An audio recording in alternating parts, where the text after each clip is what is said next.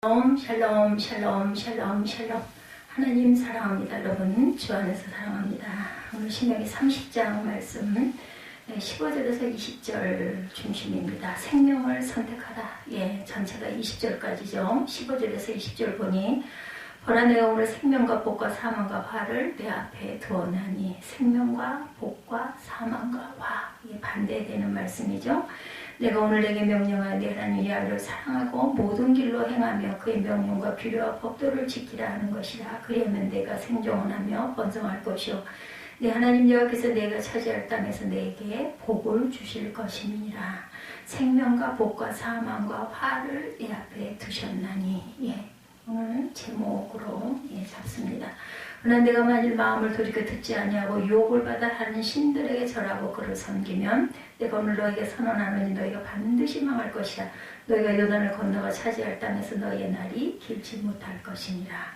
내가 오늘 하늘과 땅과 불러 너희에게 증거를 삼노라. 하늘과 땅을 불러 너희에게 증거를 삼노라. 내가 생명과 사망과 복과 저주를 내 앞에 두었은즉 너와 내 자손이 살기 위하여 생명을 택하고 내 하나님 야훼를 사랑하고 그의 말씀을 청종하며 그를 의지하라. 그는 내 생명이시오 내 장수이시니 여호와께서 내 조상 아브라함과 이삭과 야곱에게 주리라고 맹세하신 땅에 내가 거주하리라. 모세는 이스라엘 역사에서 볼 때 자기 민족을 이집트에서 끌어내어 가나안으로 인도해낸 민족의 영웅입니다.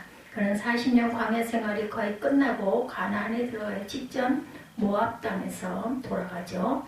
생존이 위태로웠던 광야 생활에 자신의 모든 에너지를 쏟아부어서 기력이 완전히 소진된 탓이었을까. 어쨌든 그는 이스라엘 백성이 가나안에 들어가서 어떻게 살아야 하는지에 관한 가르침을 유언처럼 남긴 것이 바로 신명기의 내용입니다. 오늘 설교 보면 16절은 가나안에 들어서 하나님을 따랐을 때 주어질 운명에 대해서 설명합니다.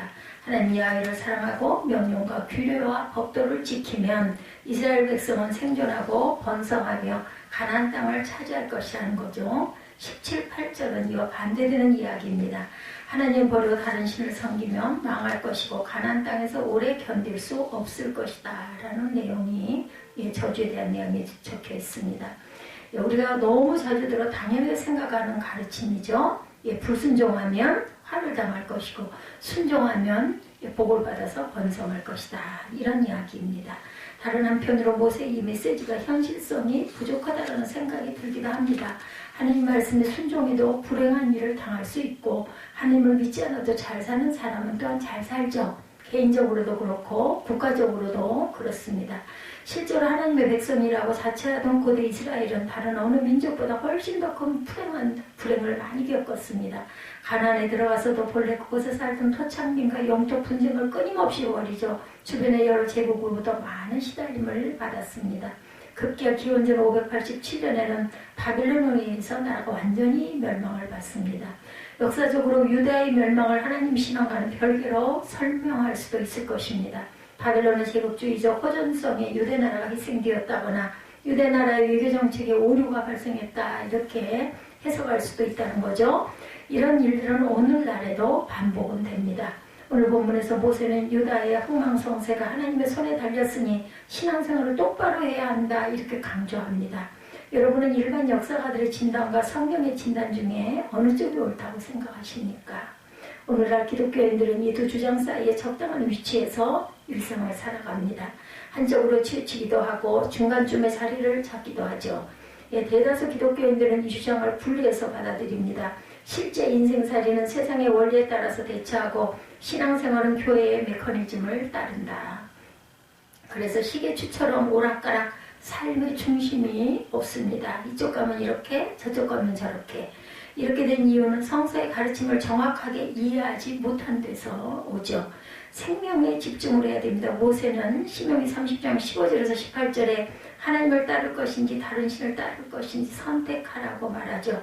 모세가 중간자의 관점에 서서 이스라엘 백성 당신들이 알아서 하라는 말처럼 들리지만 사실은 하나님을 따라야 한다는 강력한 권고고 명령입니다. 19절에 내가 오늘 하늘과 땅을 불러 너에게 증거를 삼노라. 내가 생명과 사망과 복과 저주를 내 앞에 두었은즉 너와 네 자손이 살기 위하여 생명을 택하고 이렇게 말하고 있죠. 19절에 보면 너와 내 자손이 살기 위하여 생명을 택하고 20절에 내 하나님 야훼를 사랑하고 그의 말씀을 청종하며 그를 의지하라. 그는 내 생명이시오 내 장수이시니 야훼께서 내 조상 아브라함과 이삭과 야곱에게 주리라고 맹세하신 땅에 내가 거주하리라. 예, 이렇게 결론이 이렇게 내려집니다. 이 구절의 핵심은 너와 내 손이 살기 위하여 생명을 택하라는 당연한 말씀이죠. 모세는 이것을 백성에게 영혼에 각인시키고 싶었을 것입니다. 이런 표현이 모호하게 들릴 수 있습니다. 사람은 누구나 할 것 없이 생명을 선택하죠. 모든 이들이 살려고 하지 죽으려고 하지는 않습니다. 현대인들이 정신을 바짝 차리고 돈을 버는 이유도 역시 생명을 얻으려는데 잘 살아보려는데 당연히 있죠. 모세가 이렇게 당연한 이야기를 비장하게 선포한 이유 그 안으로 우리가 함께 들어가 봅니다. 우선 생명이 무언지를 생각해 보십시다. 간단히 말해서 살아있는 거죠. 숨을 쉬고 먹고 배설하고 무엇을 보고 말하고 생각하고 그리고 악이 낳는 모든 일이 생명현상입니다. 문화활동도 생명현상에 속합니다. 그림을 그리고 작곡하고 시를 씁니다. 부분적으로 육체적인 현상이 있고 정신적인 현상으로 나타나기도 하죠. 어쨌든 지금 우리는 살아있기에 기기묘한 세상을 경험할 수가 있습니다. 사랑하기도 하고 미워하기도 하고 기뻐하기도 하고 슬퍼하기도 합니다. 모든 게 살아있다라는 증거죠. 이렇게 숨쉬고 살다가 모든 생명 현상이 끝나는 순간 갑자기 오기도 하고 신압으로 오기도 합니다. 그러나 예외는 없습니다. 꼭 사망은 옵니다. 지금까지 설명은 여러분이 다 아는 이야기입니다. 알지만 평소에 별로 진지하게 생각하지 않습니다. 잠시 생각하고도 그 생각은 거둬들이죠. 그것보다 더 절실한 것에 매달릴 수밖에 없기 때문입니다. 절실한 대상은 여러지죠. 가장 대표적이고 일반적인 대상은 물질입니다. 돈이죠. 돈이 우리에게 쾌적한 삶을 보장해 준다고 확신하기 때문입니다. 이런 확신으로 인해서 생명 자체에 관한 관심은 줄어들고 쾌적한 삶의 조건을 향한 욕망이 늘어납니다. 그 결과는 평화와 안식의 실종이 되고 맙니다. 자본주의 사회에서 이런 현상이 극대화가 되죠.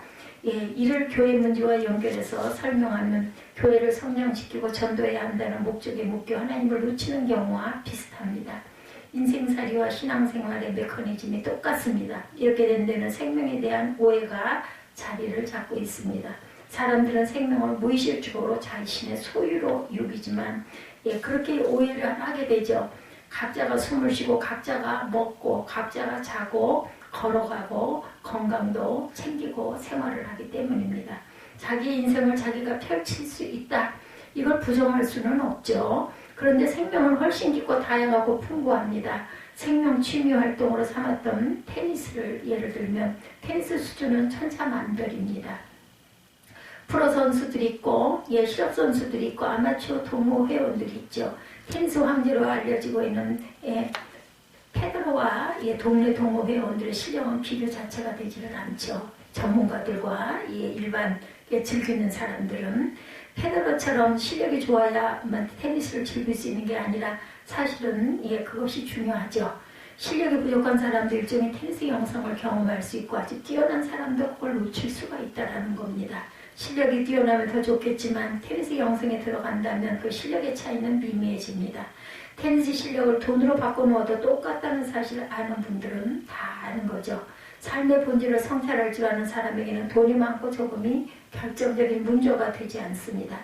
당신 말이 옳기는 하지만 현실에서는 그렇게 살기가 힘들다라고 생각하는 분들이 있죠. 옳습니다. 우리가 눈을 뜨기만 하면 집값, 일자리, 경제성장, 수치 등등만을 듣고 있으니 어쩔 수가 없습니다. 교회에서 하나님 이야기는 희미하고 사람 이야기만 과잉되는 형국과 같습니다. 모세의 연설을 듣는 이스라엘 백성들도 사실은 우리와 마찬가지입니다. 그들은 가나안에 들어가 가나안 문명에 절대적인 영향을 받았어요. 가나안 사람들은 바알을 섬기죠. 바알은 풍년과 후손을 약속하는 농경신입니다. 풍년과 다산이 당시 가나안 원주민들의 이데올로기였기 때문입니다. 인간은 어느 곳 어느 때나 생존의 위협을 받기 이런 풍요 이데올로기로는 강력하게 작동을 합니다. 이스라엘 백성들은 광야 40년에 빈곤했던 삶에 진저리를 냅니다. 그들의 눈에 가나안 문명은 1970년 80년대 미국의 이민간 한인 교포들의 눈에 비친 미국 문명과 같죠. 모세는 지금 그 바알을 섬기지 말라고 선포합니다. 가나안에 들어간 이스라엘 백성들에게 모세의 연설을 짜증나는 소리로 잔소리로 듣습니다. 이런 현실에서 아무도 자유로울 수는 없습니다.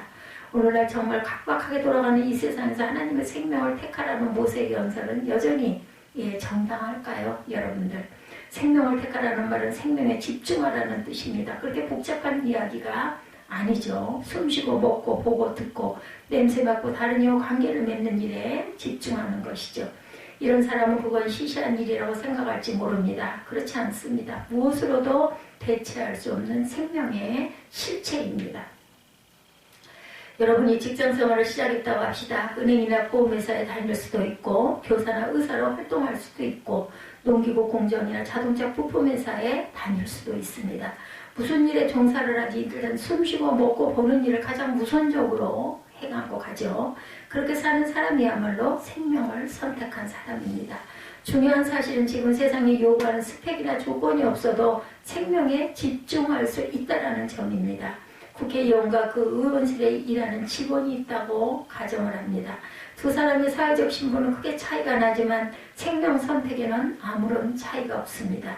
친구가 많은 사람이 있고 외로운 사람이 있다고 봅니다. 외로운 사람도 생명에 집중하고 생명과 밀착되어 있습니다. 외롭기에 겨울나무가 더 생생하게 들어올 수 있습니다. 여러분은 어떤 인생을 살기를 원하십니까? 돈도 많고 친구도 많아야만 행복할 수 있다는 고정관념에 묶여있지는 않습니까? 생명 집중만으로 우리가 어떻게 행복한 인생을 살아갈 수 있느냐고 반문할 분들이 있을 겁니다. 여러분은 행복한 인생이 무엇이라고 생각하십니까? 머리가 뭔가 그려질 겁니다. 우리 교우들은 그런 행복한 인생을 살았으면 합니다. 굳이 말하지 않아도 그런 인생 설계는 저와 여러분들이 잘 알고 있습니다. 거꾸로 생각해 본 적은 없으신지요? 우리가 일반적으로 알고 있는 행복한 인생이 사실은 행복하다기보기는 그렇게 믿고 싶은 것일지도 모르는데 실제로는 수준 낮은 인생이거나 행복하지 않은 인생일 가능성은 없는 걸까? 우리가 세상에서 원하는 모든 것을 성취했더라도 숨쉬고 먹고 마시는 기쁨, 소리를 듣는 기쁨을 하나님의 창조한 지구에서 존재하는 이 원시적인 기쁨을 경험하지 못한다면 행복한 인생이었다라고 말할 수는 없을 것입니다. 우리 주변에서 흔히 볼 수 있는 작은 사물이 빛처럼 다가오는 존재의 신비를 경험하지 못한 사람이라면 그가 비록 대학교 총장이 되었다 할지라도 행복한 인생을 살았다고 할 수가 없습니다. 모세가 이스라엘 백성에게 생명을 택하라고 말한 이유는 그런 삶이 우리의 일상을 새로운 차원으로 생명 충만한 차원으로 올려놓기 때문입니다. 일상에서는 뜻하지 않은 여러 가지 갈등과 충돌로 인한 불편한 일들이 벌어집니다. 친구 관계와 가족 관계도 그렇고 교우 관계도 그렇죠. 자기 기준으로 상대를 판단하기에 벌어지는 현상입니다. 자기 기준이 옳을 때도 있고 틀릴 때도 있습니다. 자기에게 문제가 있다는 사실을 알아도 문제가 해결되는 것이 아니죠.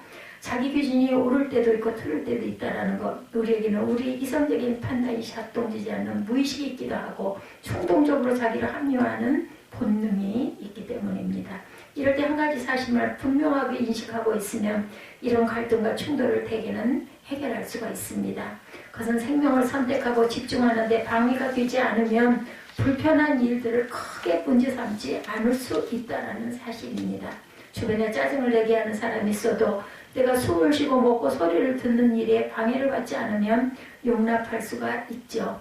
생활비가 줄었다고 합시다. 은근히 걱정되겠지만 생명 자체에 집중하는 사람은 그 상황을 얼마든지 극복할 수가 있습니다.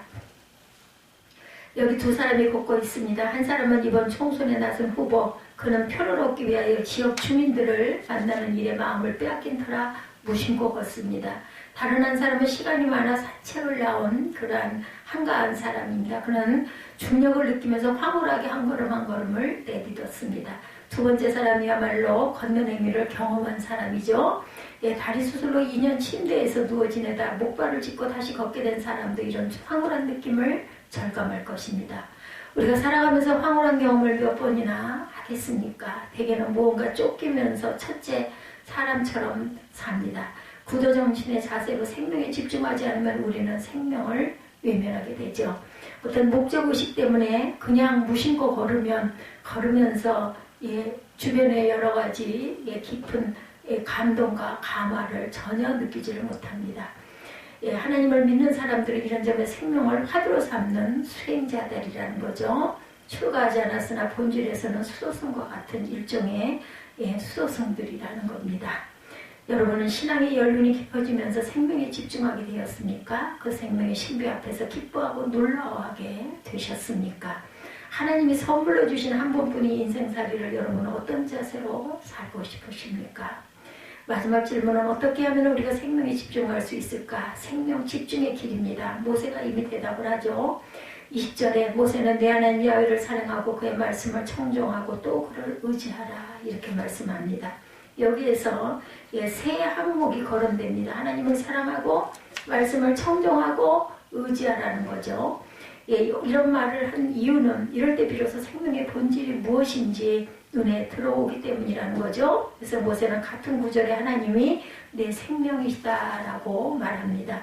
하나님의 생명이란 말은 막연한 게 아닙니다. 이 말은 하나님의 창조주라는 뜻이죠. 하나님의 창조는 아름답고 선합니다.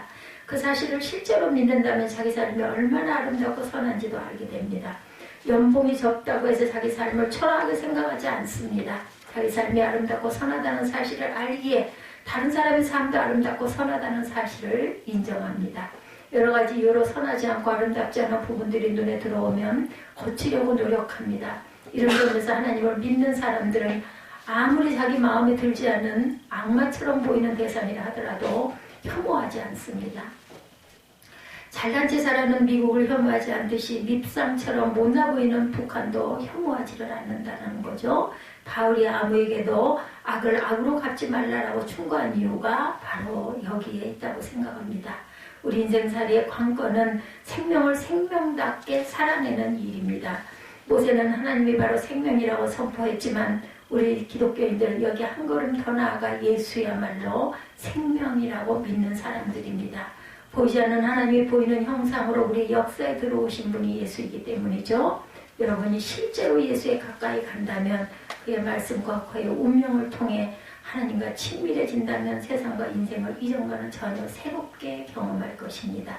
땅과 하늘, 불과 바람, 새와 꽃, 그리고 빵과 포도주와 인간 노동과 이웃들이 다르게 경험될 것입니다. 세상 만물의 생명의 주인이신 하나님에 내재하신다는 사실을 경험하게 될 것입니다. 그것이 곧 생명 경험입니다. 이미 그런 경험을 한 분들이 많을 것이고 그런 경험 안으로 점점 깊이 들어가는 분도 계실 것입니다. 아직 그런 경험이 없다면 이제라도 눈을 돌려 깊은 묵상의 시선으로 세상을 바라보시기 바랍니다. 산천초목과 흐르는 내와 그리고 내가 숨쉬는 호흡까지도 얼마나 귀한지를 깨닫게 되실 줄 믿습니다.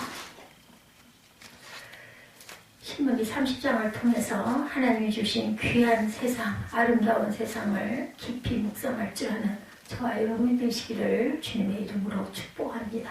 기도하시겠습니다.